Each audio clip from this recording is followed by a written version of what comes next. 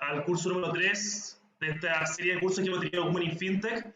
Partimos con la introducción al FinTech, después partimos con la introducción a la revolución FinTech, y hoy día tenemos un invitado muy especial, a Cristóbal Pereira, de Blockchain Academy, que nos viene a presentar sobre las finanzas descentralizadas. Es una gran y nueva tendencia en las finanzas que viene ya hace casi una década, más de una década, viene revolucionando la forma de que hacemos finanzas y de que hacemos banca. Y vamos a hablar sobre finanzas descentralizadas, sobre blockchain, sobre smart contracts y muchas otras componentes importantes que tiene esta área. Así que invito acá bueno, y antes de partir, se me olvida que vamos a tener, como todas las otras veces anteriores, vamos a tener una sesión de networking, donde vamos a hacer los mismos grupos que hemos hecho las otras veces, al terminar el curso, y además, hoy día vamos a anunciar, y lo vamos a hacer llegar a todos los correos de todos los asistentes, para todas las personas que están buscando trabajo en FinTech. Estamos haciendo una gran base de datos para pasárselas a todas las reclutadoras de la industria. Así que le vamos a dar un link para que se puedan inscribir. Todas las personas que quieran buscar trabajo o que se quieran cambiar a un trabajo en la industria FinTech, van a poder rellenar un formulario que se lo vamos a hacer llegar después del curso. Así que ahora, bienvenido, Cristóbal. Hola, Rafa. ¿Qué tal? Muchas ¿Cómo gracias por la estás? invitación. ¿Y tú? ¿Todo bien? Bueno, ahí, bienvenido acá al curso. Estamos muy felices de tenerte acá, así que cualquier cosa, bueno, que necesites compartir, yo voy a estar acá y me vas avisando. Vale, perfecto. ¿Tiempo para dejar mi timer puesto y así no pasarme de cumplir el horario? Perfecto. ¿Cuánto tiempo tenemos? Más o menos son de 40 minutos. Vale, perfecto. Sí. Genial. Ok. Bueno, nada, muy buenos días a todas. Feliz de estar acá compartiendo este tema que para muchos puede sonar quizá un poco complejo. Vamos a tratar de hacerlo bien simple, bien didáctico. Y nada, para entender un poco el conocimiento y más que nada como el interés que tienen, me gustaría, abajo en los menús que tienen de Zoom, tienen la posibilidad como levantar la manito. Entonces, aquellos que han escuchado de Bitcoin, que levanten la mano para ver quiénes han escuchado de Bitcoin. Ok, tenemos 1, 2, 3, 4, perfecto, 5, perfecto, excelente. Ok, tenemos una buena mayoría que ha escuchado de Bitcoin, perfecto. ¿Quién han escuchado de el concepto de, más que concepto, entender o no, pero he escuchado el tema de la tokenización, los tokens?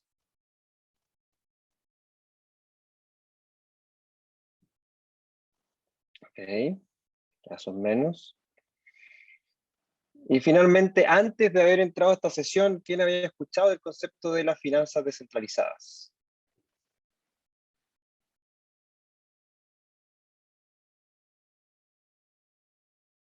Perfecto.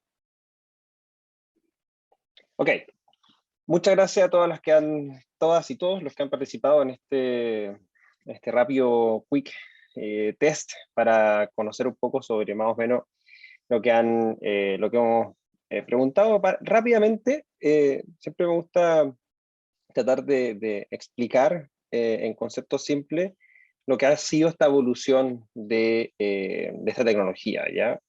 2009 nace Bitcoin, principalmente como un proceso de investigación que este autor Satoshi Nakamoto, que hasta ahora nadie sabe quién es, presentó a unos criptógrafos y les dijo que bueno, venía trabajando en un sistema de dinero electrónico que permitía transferir dinero o transferir valor entre personas sin la necesidad de instituciones financieras, principalmente. Las instituciones financieras, sabemos, son, ¿cierto?, nuestros hilos de información que de manera centralizada registran todas las transacciones que nosotros tenemos con ellos. Si tenemos una cuenta en Banco BCI o en Banco de Chile o en cualquier otro banco, ¿cierto?, tenemos cuenta con ellos y ellos registran nuestras transacciones. Ninguno de los otros bancos conoce estas transacciones. Y obviamente se protege cada uno de esos registros para que no entre nadie desde afuera, obviamente, y entra a modificar esos registros. Entonces, todo lo que es dinero, ¿cierto? Se transfiere hoy día de manera digital por medio de estos silos de información que tienen como una especie de conexión entre ellos, interconexión que es Transbank para el caso de Chile, ¿cierto? Que ayuda a que estas transferencias de valor entre distintos bancos e instituciones financieras se logren implementar. Es decir, que de un servidor el registro sea negativo porque está saliendo dinero y por el otro, ¿cierto?, sea positivo porque está entrando dinero y por medio de estas redes que genera Transbank, conecta estos silos de información que están de manera como autónomos, cerrados, ¿cierto?, de cada una de estas instituciones financieras.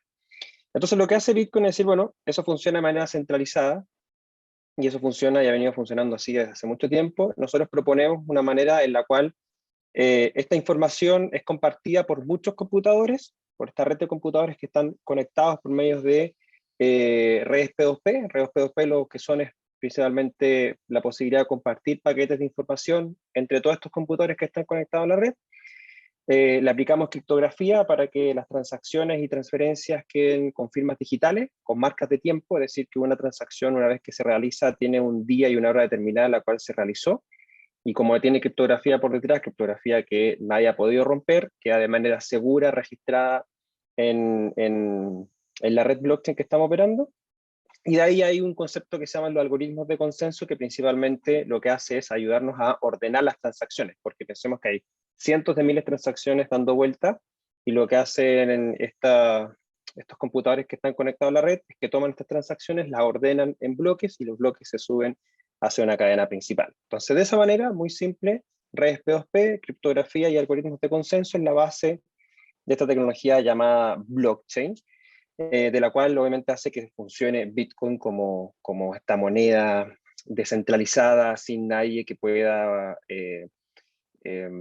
modificarla en términos de su código. Es software principalmente, es software que tiene reglas preestablecidas en términos de su emisión.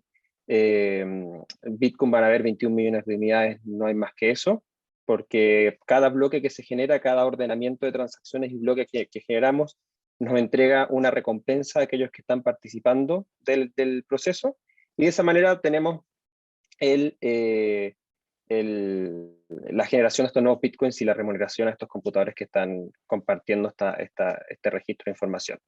Ahora, de Bitcoin a lo que tenemos hoy día y hablar de finanzas descentralizadas, hay una evolución súper importante, principalmente en respecto a las otras redes blockchain que se han creado. Bitcoin fue la primera, nace el 3 de enero del 2009, empieza un proceso muy, muy simple de personas que están entrando, empiezan a poner sus computadores, empiezan más que nada como a probar, a testear la red, y empiezan a hacer transferencias hasta que recién en el año 2010 hay como una primera gran transacción de un bien físico por Bitcoin, que son las denominadas pizzas, las pizzas que son 2 pizzas por 10.000 Bitcoin, fue como el gran hito que generó el transformar este activo digital en un bien físico. Y después de ahí empezaron a generarse los exchanges de criptomonedas a nivel global, y bueno, y ahí empezó a generarse un mercado financiero en torno a Bitcoin. El primer precio marcado por Bitcoin fueron ni siquiera centavos de dólar en el 2010. Después de ahí el gran hito fue cuando Bitcoin llegó a $1 por ahí por el 2000, final del 2010, principio del 2011. Después cuando llegó a 100, a $1.000, a 10.000, 20.000, que fue el 2017, y este año ya estamos transando un Bitcoin que llegó a tocar los $69.000 hace un par de semanas atrás, y con potencial desde mi punto de vista de seguir creciendo. Pero ahí vienen desarrollándose otras redes. La segunda red más importante es Ethereum. Ethereum nace el 30 de julio del 2015. Y es una red que, a diferencia de Bitcoin, lo que hace es implementar este concepto de los contratos inteligentes. Y los contratos inteligentes es principalmente, si acá hay abogados presentes, abogadas presentes, no hay ningún tipo de contrato en sí. O sea, siempre los abogados dicen no son un contrato, pero se llama contrato porque finalmente Nick Szabo, que es el proponente de este concepto que se llama Smart Contracts, que lo hace el año 94, dice, bueno, un contrato pues, que es principalmente reglas, ¿cierto? Condiciones que nosotros establecemos entre dos personas. Si yo quiero arrendarle un departamento a otra persona, ¿cierto? Se establecen condiciones, plazos de pago, cómo tiene que estar el departamento, si no pago pasa esto, si pago pasa esto otro. Entonces, una serie de condiciones que en estricto rigor uno puede escribir en código, en software. Esa es la parte como del contrato. Y la parte inteligente no tiene que ver con ninguna inteligencia artificial ni nada, sino que lo único que hace estas reglas que nosotros ya escribimos en software es que se puede autoejecutar. Es decir, le entregamos información a esta pieza de software y el software lo que hace es ejecutar el proceso que nosotros le escribimos en regla.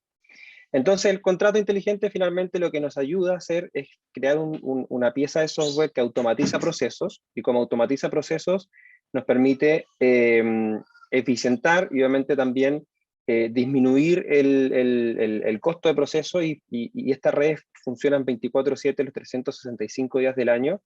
Entonces, por ejemplo, un caso muy concreto fue lo que hizo la Bolsa de Comercio de Santiago. El año 2018 presentó una aplicación construida sobre blockchain, donde lo que hizo fue reemplazar un proceso que era manual para el préstamo de valores, la venta corta de acciones, donde el proceso anterior era, si yo quería operar venta corta o préstamo de valores, iba con mi corredor de bolsa, le decía que quería operar esto, entonces me mandaba por medio de un motoboy los documentos físicos, yo tenía que firmarlos, devolverlo con el motoboy, en la corredora revisarlos, que estén funcionando bien, y después de ahí la corredora los mandaba a la Bolsa de Comercio, y la Bolsa de Comercio revisaba que también estuviera todo de acorde, y de ahí los subía a su software para que después se notificara al cliente y de tal manera que pudiera empezar a operar. Eso pudiese tomar, o tomaba aproximadamente de 4 hasta 8 días de repente.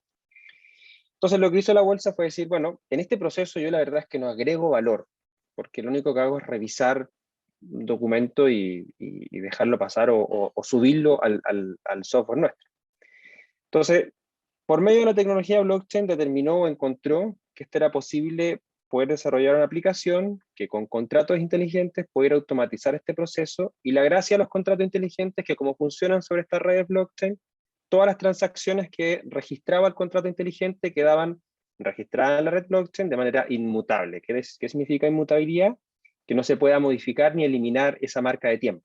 Entonces es un hecho que queda registrado en esta tecnología, en esta infraestructura que crea la Bolsa de Comercio de Santiago, de tal manera que si por cualquier motivo hay algún problema entre cliente o prestador de valores, no se podía obviamente revisar los contratos y las firmas digitales hechas por cada uno de ellos, de tal manera de encontrar y hacer la trazabilidad completa del proceso. Entonces, dicho eso, la Bolsa de Comercio creó esta aplicación con 6 contratos inteligentes para automatizar este proceso, y llevó de 4 a 8 días a 5 minutos la operación. Es decir, yo ahora si quiero quiero operar con venta corta, yo le mando una solicitud a la corredora de bolsa, la corredora me manda un correo donde yo firmo digitalmente un PDF, y eso queda registrado ya de inmediato en la aplicación blockchain de la Bolsa de Comercio de Santiago, y ya entra un proceso en el cual yo voy, generalmente la AFP son los tenores más grandes obviamente de acciones, y por ende yo siempre opero contra la AFP.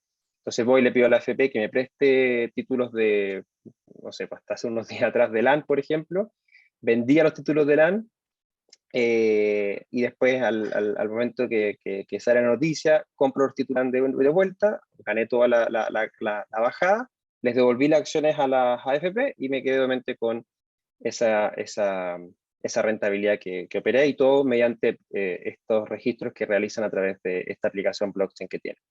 Entonces, los contratos inteligentes nos permiten automatizar procesos, ya nos permiten automatizar, y sus registros, cuando van registrándose cosas, quedan automáticamente en esta red blockchain que estamos operando. Entonces, de Bitcoin nace Ethereum en 2015, después de ahí empiezan a nacer una serie de otras infraestructuras. La verdad es que hoy día hay más de, yo diría que más de 1000 redes blockchain diferentes, donde en esas más de 1000 redes blockchain diferentes hay más de 10.000 aplicaciones corriendo en esta infraestructura. Y ahí empiezan a hacer un concepto que que por ahí por el año 2017 empieza a conocerse como finanzas descentralizadas. Y finalmente las finanzas descentralizadas lo que nos entrega son la posibilidad que mediante estos contratos inteligentes los productos y servicios que hoy día los conocemos de manera tradicional, como pueden ser préstamos y ahorro que nos ofrece un banco, ahora pueden también ejecutarse de manera totalmente descentralizada en estos contratos inteligentes, de tal manera que nos permita operar contra estos contratos 24/7 los 365 días del año. Entonces, este ecosistema, voy a mostrarles voy a compartirles mi pantalla para que lo veamos en este ecosistema, que se llama Finanzas Descentralizadas. Como les dije, parte del año 2017 de a poco construyéndose los protocolos, y, y recién el año 2019 se logran por ahí, estamos hablando de 2018, 2019, ya por acá, estamos hablando de 270, 280 millones de dólares bloqueados de valor en estos contratos inteligentes. Estos contratos inteligentes nos permiten transferirles valor en el caso de criptoactivos como tokens o monedas como Ether, que yo tenga, por ejemplo, y transfiero estos contratos inteligentes para ahorrar, por ejemplo, proveo liquidez por medio de tokens. Entonces, tengo un token que quiero ahorrar, lo envío a un contrato inteligente y de esa manera ese contrato inteligente obviamente lo que hace es pagarme una tasa de interés o de ahorro por yo dejar esa liquidez puesta con ellos. Y como hay muchas personas también haciendo lo mismo, entonces empieza a aumentar esta cantidad de valor que está bloqueado en estos contratos inteligentes, ¿ya? Bueno, estos contratos inteligentes son aplicaciones. En este caso aquí abajo hay algunas de estas aplicaciones. Las más conocidas son MakerDAO, Aave, que las vamos a ir a ver rápidamente. Pero de a poquito, fíjense que empieza todo esto a crecer. Ya empieza a crecer, estamos hablando de que del 2019 con 300 millones de dólares, ya estamos entrando en el 2020, que recién se logra, en febrero del 2020 se logran recién los primeros 1.000 millones de dólares. Por febrero, más o menos por acá, enero, por acá, claro, febrero, aquí se logró hace 18 meses atrás, 20 meses atrás, no, ya vamos a hacer 20 meses atrás, 1.000 millones de dólares, los primeros 1.000 millones de dólares bloqueados, como para tener un rango de valor, por ejemplo, o algo así. Las AFP tienen más o menos como 200.000 millones de dólares en activo, y el PIB de Chile son como 250.000, 260.000 millones de dólares, más o menos, como para que tengamos una perspectiva. Entonces, 1.000 millones de dólares bloqueados hace 22 meses atrás. Y después, este año, entre el 2020 y 2021, este ecosistema empieza a crecer fuertemente, se empiezan a desarrollar nuevos tipos de productos y servicios. Estos contratos inteligentes empiezan a operar en varias redes blockchain diferentes. Las personas, con el tiempo que tenían de pandemia, obviamente encerrados en la casa, empiezan a aprender más de esto de las finanzas descentralizadas, se dan cuenta de que es posible ahorrar valor no solamente en las instituciones financieras tradicionales, sino que también utilizar este tipo de aplicaciones, porque además entregan una rentabilidad bastante más alta que los bancos tradicionales. Entonces empieza a crecer muy fuertemente, empiezan a aparecer importantes personajes del mundo tecnológico hablando de este concepto de las finanzas descentralizadas, inversores, banca tradicional, incluso JP Morgan, Morgan Stanley, Goldman Sachs en Estados Unidos, hablando de este concepto tanto de Bitcoin como de la finanza descentralizada. Entonces empieza a haber como un boom de este ecosistema. Y obviamente las personas empiezan a darse cuenta de que esto existe, esto es posible operar, de utilizar. Y obviamente eso empezó a hacer crecer fuertemente, sumando también a que durante el 2021 y 2020-2021 hemos visto un crecimiento importante en el precio de los criptoactivos. Entonces, esto ha hecho que finalmente el ecosistema de finanzas descentralizada ha crecido de tal punto que hoy día el valor total bloqueado son 275.000 millones de dólares, es decir, ya superó al PIB de Chile en 20 meses, y con aproximadamente más de 400 aplicaciones diferentes que uno puede utilizar, ¿ya? Por ejemplo, ¿qué tipo de aplicación uno puede utilizar? Cosas de repente muy simples como, vamos a ir a ver esto, que es Aave. Aave es un protocolo que lo que hace es ser un banco en un contrato inteligente. Lo que hace es que te permite ahorrar, y si tú necesitas un préstamo, te permite solicitar un préstamo. Cuando nosotros estamos acostumbrados a los bancos, ¿cierto?, de ir a abrir una cuenta corriente, tenemos que entregar información, y obviamente cumplir con ciertos requisitos, y ahí el banco nos apertura una cuenta. Las redes blockchain, estas redes blockchain públicas y abiertas, la gracia que tienen es que son incensurables. Nadie te pregunta quién eres tú, nadie te pregunta qué es lo que haces, nadie te pregunta cuánto es lo que ganas.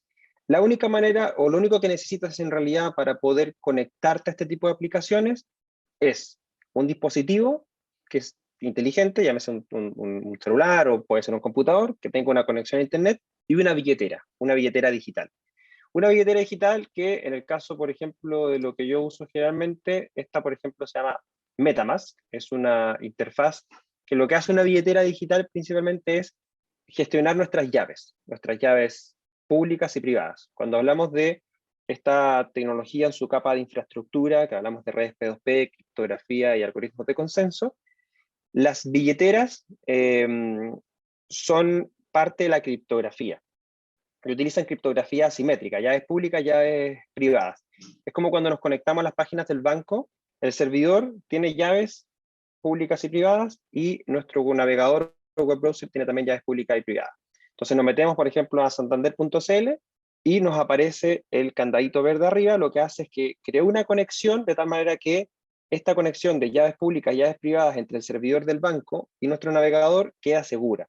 Entonces solamente esas llaves pueden desencriptar la información o el paquete de datos que nosotros estamos transfiriendo. Si un hacker se mete entre medio y y baja ese paquete de información, lo único que va a ver es caracteres alfanuméricos sin ninguna concordancia, y necesitaría las llaves para poder desencriptar ese paquete de datos, donde van nuestro root, nuestra clave de acceso, nuestro número de coordenadas, si estamos haciendo transferencias, etcétera, etcétera. Entonces, esto funciona más o menos de la misma manera.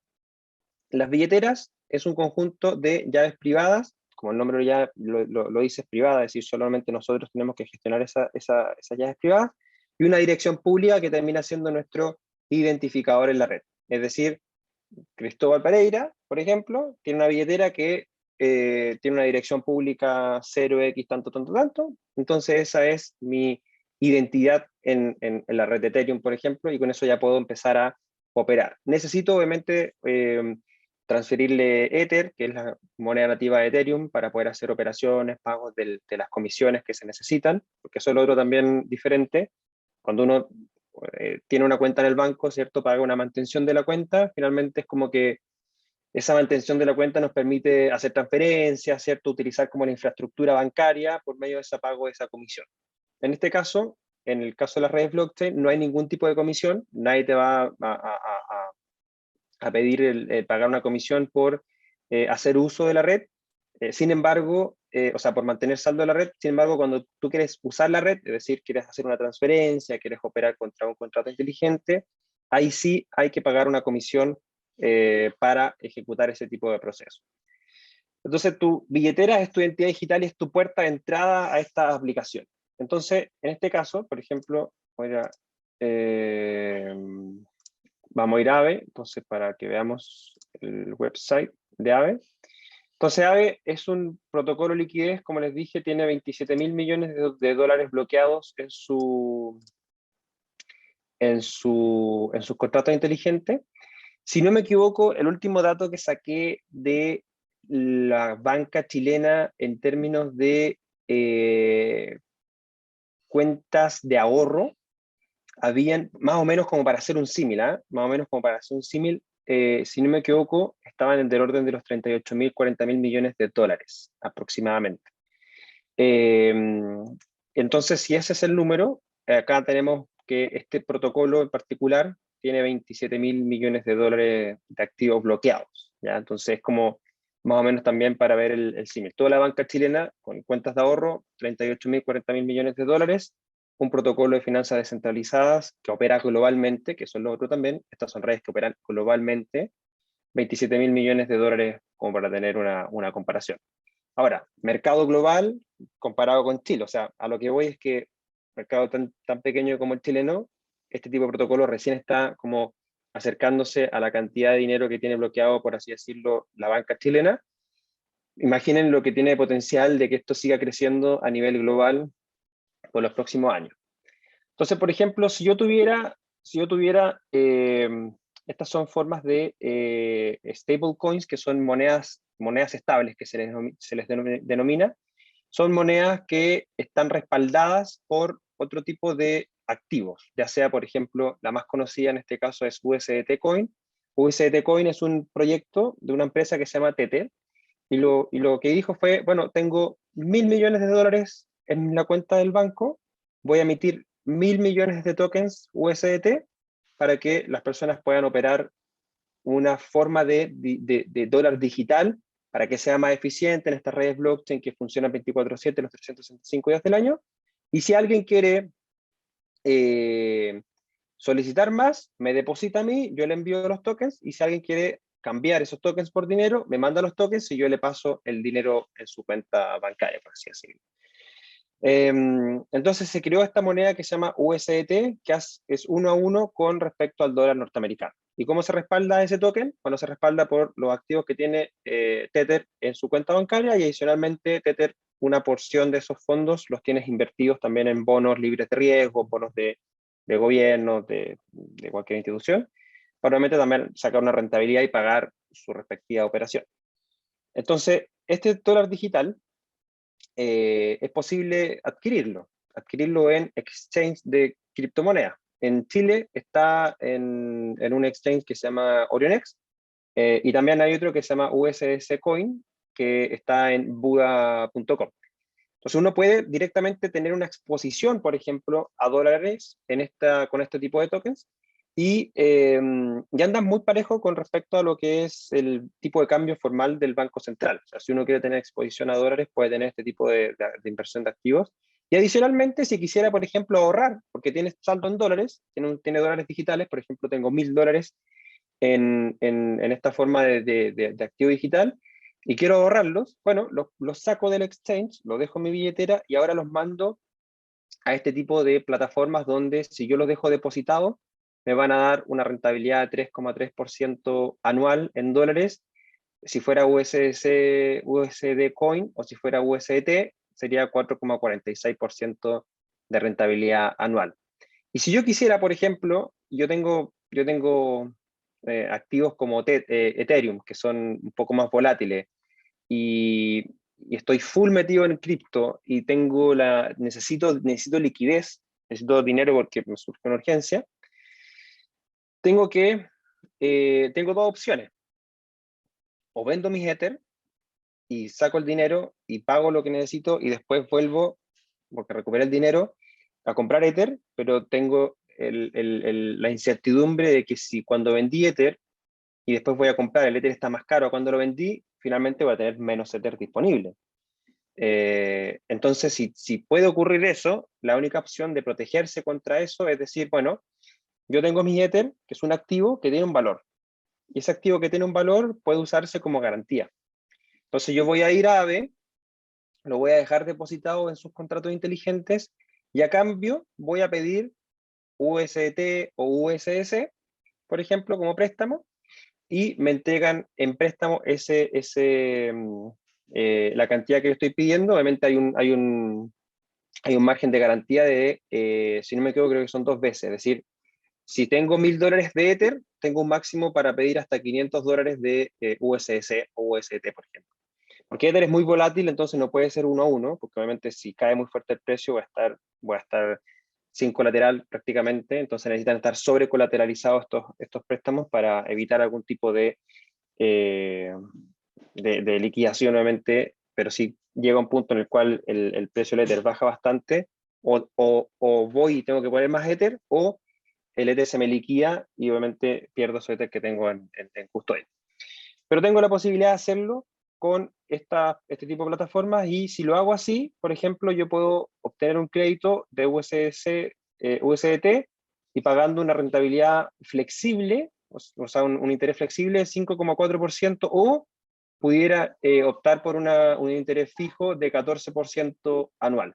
Ahí obviamente tendré que tomar la decisión si quiero un interés flexible o anual, dependiendo de la cantidad de tiempo que voy a tener este préstamo. Porque lo interesante de esto es que yo puedo pedir un préstamo hoy día y pagarlo mañana, y pagaré el correspondiente interés de un día de préstamo también. No hay cuotas. Acá yo pongo la garantía directamente en Ether y saco, por ejemplo, los $500 de préstamo, y puedo demorarme 1 año o 2 años en pagar. Lo importante es pagarlo para poder recuperar mi garantía. O sea, mientras antes lo pague mejor, si no el tiempo va pasando y se van acumulando los intereses solamente, pero no hay ningún tipo de cuota mensual que tenga que pagar. No hay oficina de cobranza que me esté llamando para cobrarme, sino que cuando yo quiera ir a liberar mi Ether, voy, pago lo que tengo que pagar y libero mi Ether directamente. Entonces eso es como empezó a crearse y desarrollarse este sistema de las finanzas descentralizadas, con protocolos que lo que hacen es, por medio de los contratos inteligentes, replicar un poco lo que estaba haciendo la banca, que es una forma de ahorro y crédito, ¿cierto?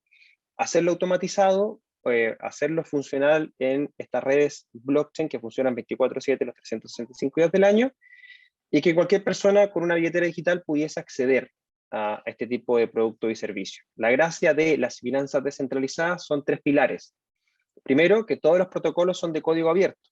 ¿Por qué son de código abierto? Porque es la manera, los software de código abierto son los más seguros que existen, porque tienes muchos ojos mirándose esos códigos. Finalmente, como es código abierto, todos nosotros podemos ir y revisar ese código. Y si vemos algún tipo de vulnerabilidad, bueno, tienes dos opciones: o explotas la vulnerabilidad, o le dices al equipo, está esta vulnerabilidad, hay que trabajarla, y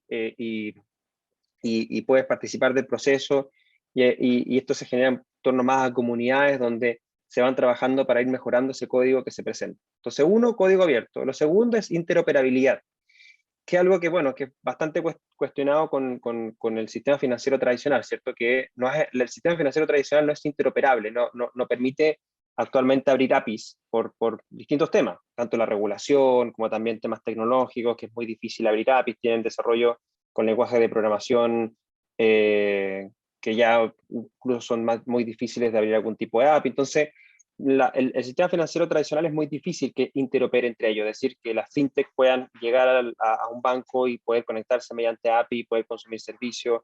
Lo que pasó con el Banco Estado, de que pusieron nuevamente esta empresa, que lo que hizo fue evitar hacer el scrapping para poder desarrollar, para que la fintech no pudiera nuevamente conectarse. Entonces, es difícil interconectar el sistema financiero tradicional. En este sistema, como son código abierto y son contratos inteligentes que cualquiera puede utilizar, de por sí, por base, es totalmente interoperable. Es decir, yo no necesito ir a pedirle permiso a USDT o a USDC o a DAI para usar su activo en mi servicio. Lo único que tengo que hacer es tomar la dirección pública del contrato inteligente, incorporarlo en mi aplicación, y con eso ya puede operar sin ningún problema. Así, aquí literalmente no hay que pedirle permiso a nadie para poder tomar los códigos y usar para poder crear mi propia aplicación. Y lo tercero es el concepto de la inclusión financiera, que, como les dije, o sea, acá finalmente cualquier persona con una billetera, que finalmente lo puede tener tanto en un teléfono inteligente conectado a Internet, con un computador conectado a Internet, puede acceder a este tipo de productos y servicios financieros. Entonces, la lógica también de la finanza descentralizada tiene que ver con este concepto de la inclusión. Entonces, prácticamente eso es como un barniz muy, muy rápido, y tratando de hacer lo más simple posible, cómo funcionan este tipo de aplicaciones. Después de ahí en más, ya, bueno, la verdad es que hay muchas cosas que se han venido haciendo. O sea, le estoy compartiendo, por ejemplo, lo más simple, que son un protocolo de ahorro y crédito que se llama Lending, y fíjense que hay muchos protocolos. Esto que se ven acá estas son chains, son las cadenas o son las infraestructuras donde corren estas aplicaciones. En este caso, Aave corre sobre Ethereum, sobre Avalanche, sobre Polygon, pero Clean Finance opera sobre Binance Smart Chain, Phantom. Entonces, también estas aplicaciones se van moviendo sobre distintas redes blockchain que existen, donde se pueden montar. Todas estas aplicaciones que estamos viendo acá son de ahorro y crédito, similares a las que vimos con Aave. Entonces, aquí ya tienes, por ejemplo, no sé, 90 formas de banco digitales creados con contratos inteligentes, por ejemplo, los DEXs, que son exchange descentralizados. Esto también es un nivel de innovación interesante a nivel de que lo que te permite es transar criptoactivos. Por ejemplo, Uniswap, que tenemos acá, es un protocolo que lo que hace es crear, por medio de contratos inteligentes, la posibilidad de intercambiar activos sin necesidad de tener estos libros de órdenes y compra. Por ejemplo, la Bolsa de Comercio de Santiago, ¿cierto? Tiene libros de órdenes de compra y venta. Yo voy y pongo una orden de compra para comprar los LAN a tal precio y aparece en el libro de compra ordenado desde el que está dispuesto a pagar más, el que está dispuesto a pagar menos, y hay otras personas que están vendiendo ordenado por la persona que quiere vender al precio más alto y hasta el precio más bajo. Entonces ahí se van ordenando y van quedándose los mercados, obviamente, y se van haciendo los trades. Pero tengo que esperar a que calce mi precio con otro para que obviamente ese trade se pueda realizar. En este concepto de los exchanges descentralizados, primero que todo, como el nombre lo dice, descentralizados porque viven en redes blockchain descentralizadas. Segundo, operan con contratos inteligentes y yo puedo hacer un intercambio de un Ether por un USDT un domingo en la noche, un sábado en la mañana, un miércoles en la madrugada, a la hora que yo quiera, cuando quiera, porque funcionan 24/7, 365 días del año. Pero lo interesante de esto es que todos nosotros, cualquiera de nosotros que tenga Ether, por ejemplo, con USDT, puede participar del proceso de proveer liquidez a ese mercado. Entonces los traders o los inversionistas lo único que hacen es van y hacen el intercambio contra el contrato inteligente, depositan los Ether y se llevan los USDT y hacen los trades de manera descentralizada. Entonces esto es un concepto que también se llaman los exchanges descentralizados, que también funcionan dentro de las finanzas descentralizadas. Y después hay otros, como tercer tipo de protocolo, que son los protocolos de rendimiento. ¿Qué significa eso? Que ahora adicionalmente, como yo puedo ahorrar en estos protocolos como AVE y puedo agregar liquidez y participar de los procesos de intercambio de protocolos como Uniswap, adicionalmente, cuando yo proveo liquidez a ese tipo de protocolos, obtengo como tokens de esos protocolos en particular. Y eso después yo los voy y los dejo depositados en un tercer protocolo para que me saquen rendimiento a esos activos que tengo. Y es así como, por ejemplo, puedo obtener rentabilidades anuales del 20%, 25%, con mucho riesgo. Obviamente estos son protocolos que están recién naciendo, muchos de ellos han sufrido algún tipo de hackeo. Eso es súper importante también dejar claro. Esto es todo un proceso de innovación que se está creando, por ende hay mucho riesgo a nivel de usabilidad. Pero eso desde a poco se ha venido creando todo este ecosistema. La verdad es que hay mucho por explorar. No es la idea tampoco abrumarlos con tanta información, pero espero haber sido bien simple y haber tenido esta pincelada de información respecto a las finanzas descentralizadas. ¿Qué es lo que yo esperaría ahora en más? Para mí, uno de los puntos fundamentales es que las fintechs, por ejemplo, puedan conectarse adicionalmente, como buscan el sistema financiero tradicional, poder conectarse con estos protocolos de finanzas descentralizadas, porque creo que en esa integración fintech, finanzas descentralizadas, vamos a ver un cambio absoluto en la forma en que se va a proveer y entregar productos y servicios financieros. Y las finanzas descentralizadas por sí van a ser como protocolos de back office, de liquidez y de operación, y vamos a ver cómo fintechs e instituciones financieras se van a poner delante como especies de front-end conectado con estas aplicaciones DeFi para proveer de productos y servicios financieros a sus clientes. Así que eso para compartir, Rafa, espero no haber sido tan complejo. No, buenísimo. Oye, muchas gracias Cristóbal. Estuvo excelente ahí la explicación. Muy entretenido que haya sido no desde un PowerPoint, sino a través de plataformas reales. Así uno también ve cómo se opera y es mucho más entretenido que un PowerPoint. Así que muy, muy buena la presentación. Queríamos dejar espacio para algún par de preguntas. Para alguien que quiera preguntar algo, por ejemplo, no sé, puede levantar la mano y prender el micrófono.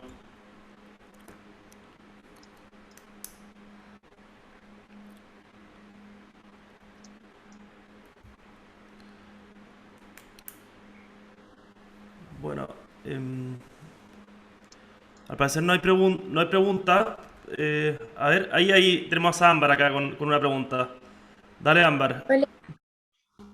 Sí, es que encuentro demasiado interesante como todo este mundo de las criptomonedas y no sé si como que estoy hace poquitito averiguando un poco y quería saber como si tienes recomendaciones de dónde uno puede buscar más información, cómo indagar más, aprender cómo usar estas wallets, como para meterse un poco a este metaverso, tengo entendido que se llama, como que es un mundo Sí, completamente nuevo. ahí.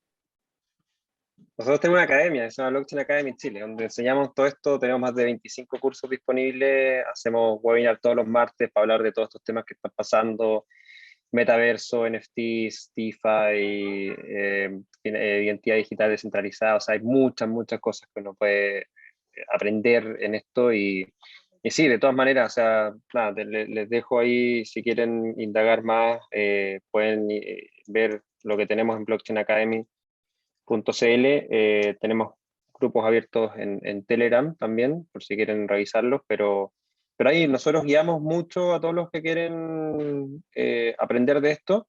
Tenemos un canal abierto en Telegram donde también hacemos toda la guía completa. Si quieren aprender el proceso, que están recién partiendo, compraron recién un exchange, ¿qué más puedo hacer? Vamos guiando y ayudando por medio tanto de los cursos como de la integración con los otros miembros de la comunidad. Esta academia tiene más de 2.500 alumnos en la región y nada, pues brindamos mucho conocimiento en estos temas. Así que feliz, Ámbar, de que te sumes a la comunidad y puedes guiarte en el proceso. Muchas gracias, ahí copié los links. Excelente. No, bueno, buenísimo, buenísimo ahí la pregunta. Gracias, Ámbar. Y al ver que no tengo más manos levantadas, yo creo que hay mucha duda, hay mucho estudio para la casa acá. Esto es un tema que es bastante complejo. Ya las finanzas son complejas de entender y ya cuando uno le mete tecnología y hacer finanzas descentralizadas es mucho más complejo. Así que también invitadísimo a tomar los cursos, a escuchar los webinars, a escuchar el podcast que tiene también Cristóbal. Cristóbal, yo creo que es de los generadores más grandes de contenido que hay en la región en estos términos, así que para que puedan seguir harto a Blockchain Academy. Así que Cristóbal, muchas gracias y por honor al tiempo y por lo que hemos pronosticado, vamos a hacer, como todas las veces, las charlas o sea, perdón, las sesiones de networking, donde vamos a tener a Sara Pozo y a Javiera Figueroa acá a cargo de cada una de las salas. Así que Cristóbal, un gran abrazo desde Muchas acá gracias y muchas gracias por venir. a ustedes, que estén muy bien. Feliz día y feliz fin de semana también. Igual, pues, chao, suerte.